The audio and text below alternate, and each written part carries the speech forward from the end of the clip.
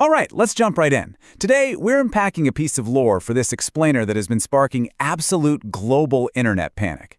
We're taking a deep dive into the story of a seemingly innocent, wildly popular toy that has somehow become the epicenter of some truly terrifying rumors. I mean, what starts as a simple obsession with a cute collectible quickly spirals into something incredibly dark.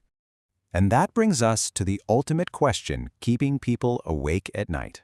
Is the Labubu doll just a harmless piece of plastic and fur? Or, as the internet lore strongly suggests, is it actually the vessel for a deadly ancient demon? As we unpack the source material today, I want you to really consider the terrifying stakes of this urban legend. Let's look at how one viral story out of Shanghai basically set the whole internet ablaze. Okay, let's dive into this. Section 1. The Golden Labubu Doll. So our source material centers around Melin. She's a young woman who moved from her village to Shanghai to support her family, and she managed to snag a highly coveted, limited edition doll from the toy shop where she worked, which is pretty incredibly lucky considering these things can sell for insane amounts of money on resale markets, literally hundreds, sometimes even thousands of dollars. Anyway, this wasn't just your run-of-the-mill Labubu. It had this unique golden shade, bright blue eyes, long fuzzy ears, and this wide kind of quirky smile with oversized teeth. She brought it home to her loyal dog, Bao, but instead of his usual happy wagging tail, Bao reacted with wildly uncharacteristic aggression. He just started barking and growling at this new golden toy. Melin figured he was just spooked, put the doll up on her shelf, and went to bed. Section 2. The unsettling changes. The very next morning, Bao desperately tried to warn her. He was physically grabbing her jeans with his teeth, trying to pull her away from the shelf where the doll sat. But Melin, who was running late and getting frustrated, simply locked him in the bathroom and left for work. And this is where we see that sudden, brilliant shift. Known for being incredibly sweet and patient, Melin completely lost her mind at work that day. Just zero warning. She was filled with this uncontrollable rage, ended up screaming at a customer, got severely reprimanded by her boss, and was instantly fired. The curse, according to the lore, had already infected her mind. Let's map this out to see how rapidly her life deteriorated, because it's like a terrifying domino effect. By day 2, she had already lost her livelihood. When a heartbroken Melin finally got home, she let a crying Bao out of the bathroom and went to sleep early. But that second night, that's when the haunting truly leveled up. As she tried to sleep, she heard this strange, unfamiliar laughter echoing in her dark room. She saw a figure staring at her from the corner, but when she flicked on the light, nothing was there. Nothing, except the Labubu doll, which she just placed back on the shelf. Section 3. A terrifying nightmare. So during that second night with the doll, Melin fell into a deep, heavy sleep that quickly spiraled into just a horrific vision.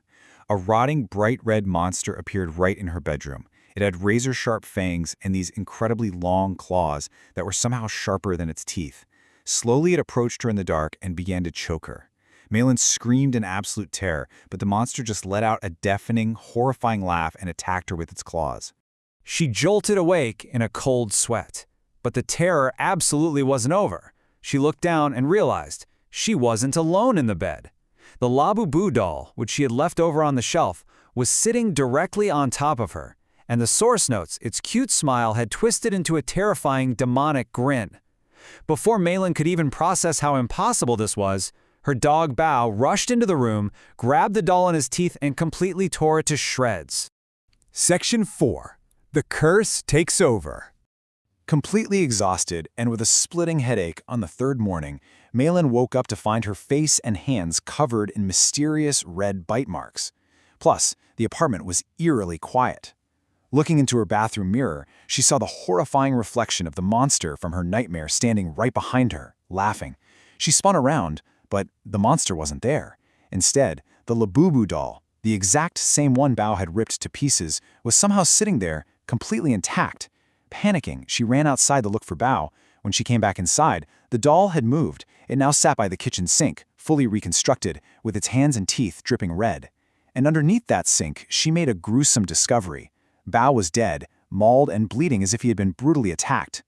Clearly, this doll was far more than just plastic and fur. Absolutely terrified, Melin turned to the internet. And what she found elevated this from a creepy little ghost story into a massive global phenomenon. Her research showed her experience aligned perfectly with a global wave of Labu hauntings. We're talking unexplained dog attacks, sudden job losses, mysterious illnesses featuring those exact same bite marks, and, tragically, the deaths of loved ones. Section 5. The Truth About Labubu.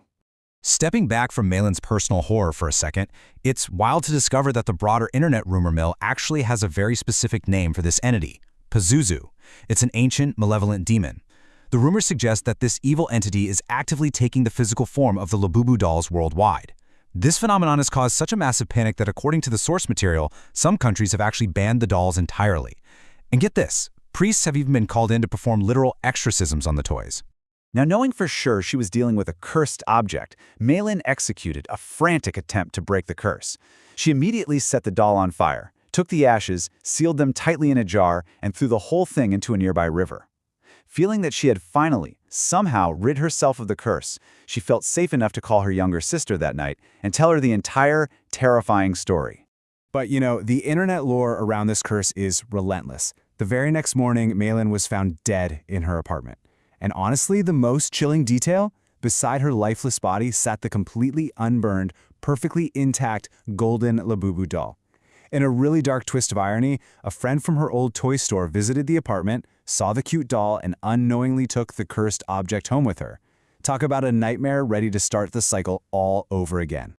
So, the crucial takeaway here is how easily a story like this blurs the line between online myths, digital screens, and real-world terrors. It really makes us ask ourselves, how much do we actually enjoy being scared? Well, if you found yourself captivated by the lore of the Labubu curse, there's actually a way to face those fears in person, surrounded by a bunch of other people who love a good scare. Which brings us to our final thought. What do you guys think? Is the Labubu curse truly the work of an ancient demon like Pazuzu? Or is this simply a terrifying internet rumor that just spiraled way out of control? I'd love to hear your theories, so definitely let me know in the comments below. Thanks for joining me on this explainer, and remember, be careful what you bring into your home.